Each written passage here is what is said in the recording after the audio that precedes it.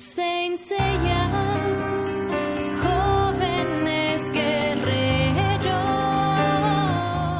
Alors, on se retrouve aujourd'hui pour une nouvelle review.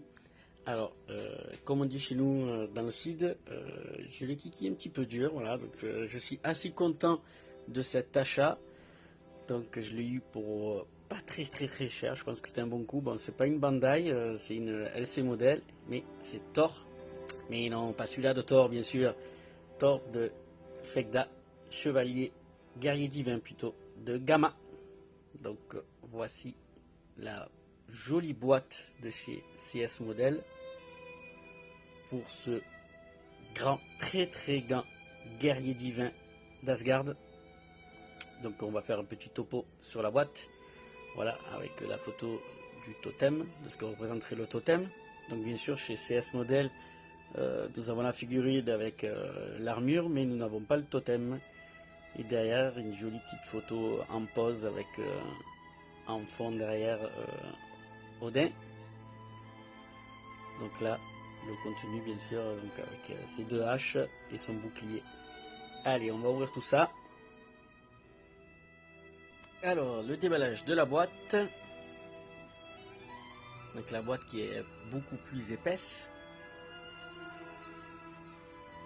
Donc, voilà la bestiole. Donc le premier blister à l'intérieur avec le personnage et une partie de l'armure. Le deuxième blister avec le restant et les haches. Et le troisième avec les mains, le plastron et le bouclier. Donc là les mains, donc on est bien sûr sur une version classique, donc pas de protège-gants sur les mains, tout est intégré, les mains sont peintes. Donc là on voit le bouclier qui est en métal. Hop, ça tombe. Donc là pareil, donc deux visages, plus celui qui est fourni sur la figurine avec les yeux fermés et avec le visage côté mystérieux. Voilà. Et les haches. Alors les haches, je crois que les embouts sont en métal et les manches sont en plastique. Donc les 90% des pièces sont en métal, mis à part le casque et donc je disais donc les manches des haches. Sinon tout le reste est en métal, plutôt bien pour donc du coup pour CS d'avoir tout fait en métal. Donc là vous voyez au blister, vous voyez, voilà, ben, les jambes elles sont là, hein, sont repliées tellement qu'il est grand. Ils ont été obligés donc du coup de faire ça sur le blister, de les replier derrière. Donc rappelez-vous pour le taureau, taureau qui est très grand aussi, ben, du coup il n'a pas les pieds sont défaits dans le blister. Et là ben, pour Thor, ben, carrément replié derrière, tellement il est grand. Donc voilà pour le contenu de la boîte. On va s'attaquer au montage. Alors on va attaquer le montage. Donc on déplie les jambes tellement qu'il est grand. Voilà, donc je sais pas si on arrivera à voir au niveau de la torsion du buste. On est sur une version classique, donc le buste ne se tourne pas. Là on voit les détails sur le visage qui est magnifique.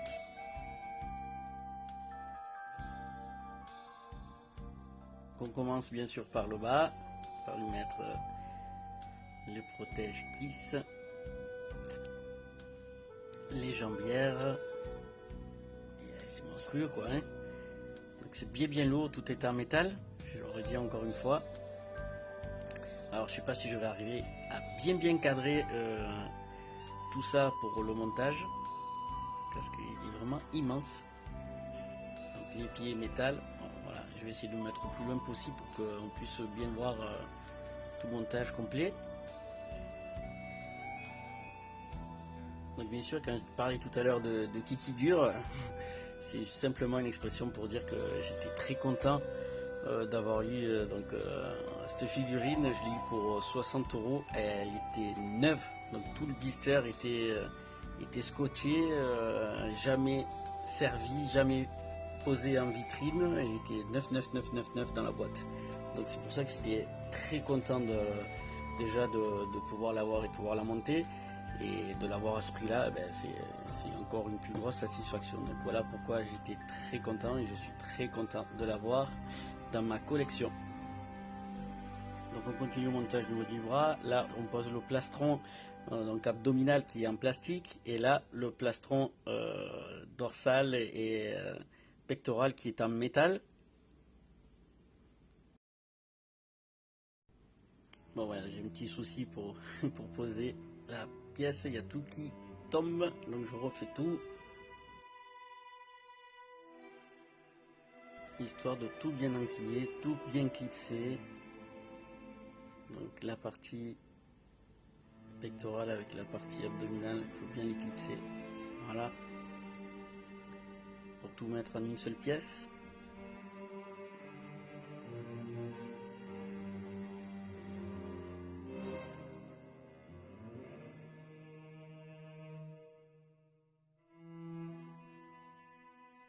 Il faut tout bien clipser, voilà, pour que l'ensemble soit tout bien maintenu.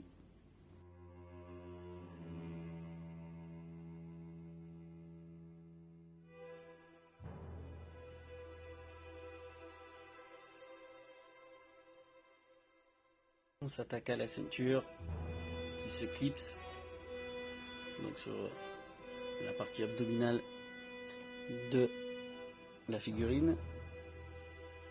Alors Thor de l'étoile de Gamma, donc qui est un guerrier divin sous les ordres de Hilda de Polaris et qui porte donc le nom d'un célèbre dieu nordique, le dieu du tonnerre.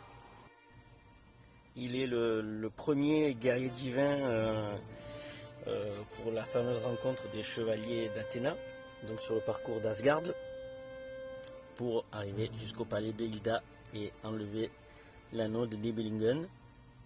Alors c'est un guerrier titanesque, hein, déjà de par sa taille.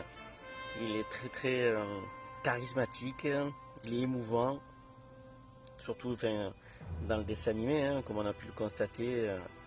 Il n'hésite pas à risquer sa vie pour aider les gens du peuple d'Asgard, donc pour apporter de la nourriture aux plus pauvres. Et donc finalement c'est Seiya qui se bat contre lui en dernier et qui le terrasse, et qui donne une scène très émouvante où celui-ci s'effondre au sol en larmes, reconnaissant finalement qu'il s'était trompé sur la princesse Hilda de Polaris. Très jolie scène pour bien démarrer ce chapitre, cet arc d'Asgard. Je tchatche. Donc voilà pour la fin aussi de la pose de la figurine. Donc j'ai pu monter donc les deux haches donc qui sont en métal, je le redis, mis à part les piquets qui sont en plastique, les manches. Et voilà, donc du coup les deux techniques de combat qui sont les haches de Thor et le Titanic d'Hercule. Voilà les visages. Voilà les visages qui sont très réussis sur Thor. Voilà, avec le montage du casque qui est en plastique. Très joli rendu, bien brillant, la couleur est superbe. On va finir ainsi sur le montage. Voilà pour le montage de la figurine. Donc on peut constater un petit peu mieux les détails au niveau du visage avec le casque, encore comme je l'ai déjà dit. La teinte de couleur, on est sur une version classique donc de chez CS Model, et on a l'impression d'avoir un modèle presque EX. Je parle bien pour ce qui est teinte de couleur et au niveau des détails. Mis à part, voilà, comme on voit sur les mains, il n'y a pas de protège-gants comme maintenant sur les versions X. Mais je trouve que le rendu est plutôt très bien au niveau, encore une fois, des détails et de la teinte des couleurs qui sont trop belles.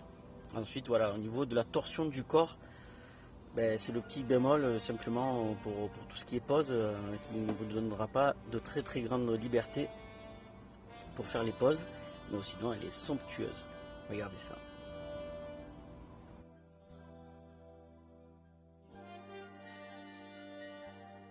Donc voilà, cette première pose, un petit peu simple, mais je la préfère comme ça.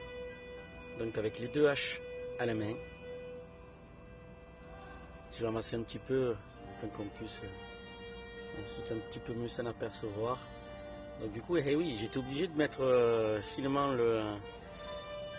la caméra à la verticale, puisque du coup elle est tellement grande qu'il la mise au point ne pouvait pas super bien se faire à l'horizontale.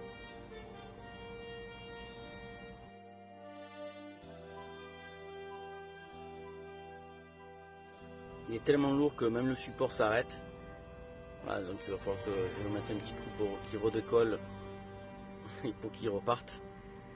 Donc oui, l'armure est tout métal, hein, encore une fois, enfin tout métal, à 90% est en métal. Donc on a une figure qui est vraiment sublime. Voilà, c'est avec ma version EX de chez LC Model sur le Pégase. Je crois que c'est les deux, pour l'instant, mes deux plus belles figurines.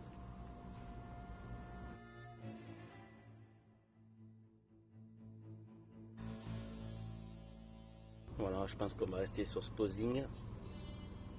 Comme ça, on va s'avancer un petit peu afin de voir un petit peu mieux le résultat de près. Voilà. Magnifique. Que dire de plus? Tellement content, tellement heureux de l'avoir, cette figurine, cette pièce. Regarde-moi ça. Les détails sont fous. La couleur, encore une fois, je vais peut-être radoter un petit peu sur ça, mais je la trouve vraiment exceptionnelle, cette figurine.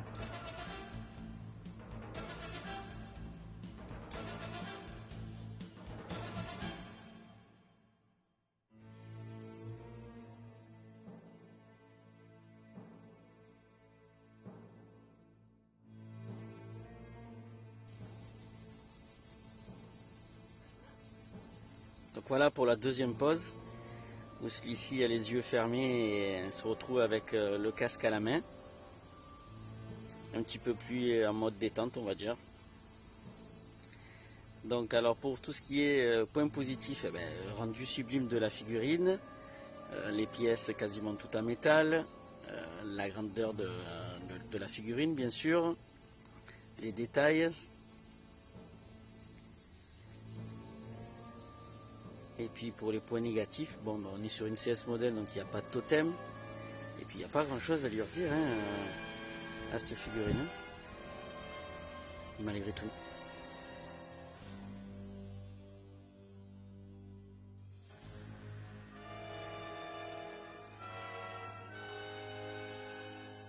Elle est sublime, sublime.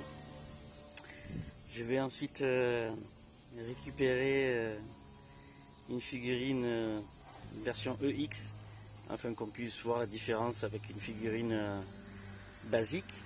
Et ensuite je mettrai également la figurine du taureau aussi qui est la plus grande de chez des chevaliers d'or à comparaison au niveau de la taille.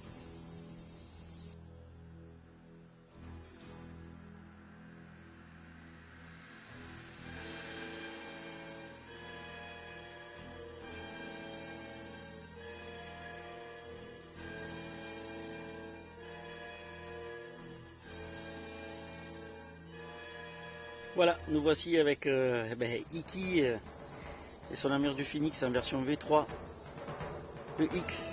Donc voilà, il est tout rikiki à côté, hein, il arrive à peine au nombril. Donc on peut constater la taille de cette pièce, de cette figurine de Thor qui est immense. On dirait qu'il est tout petit Iki à côté.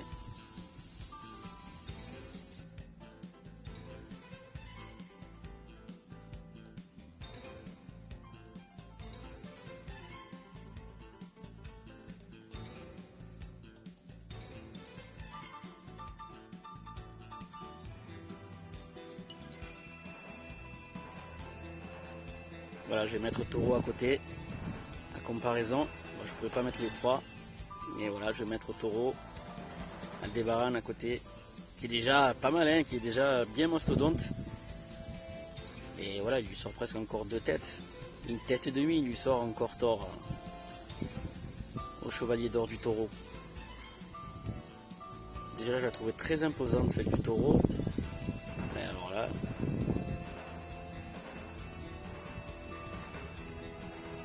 très content de cette pièce. Très content. Bon. Bon, petit problème de casque qui ne veut pas se mettre bien pour la pause. Allez, on essaye de remettre tout ça bien droit. Ça veut pas. Allez. Voilà, alors je suis revenu avec le visage, avec les yeux ouverts et le casque en pause au niveau de ses mains, que je préfère du coup comme ça. Donc voilà pour le montage donc de Thor de Fegda, chevalier de l'étoile Gamma, guerrier divin, le guerrier d'Asgard.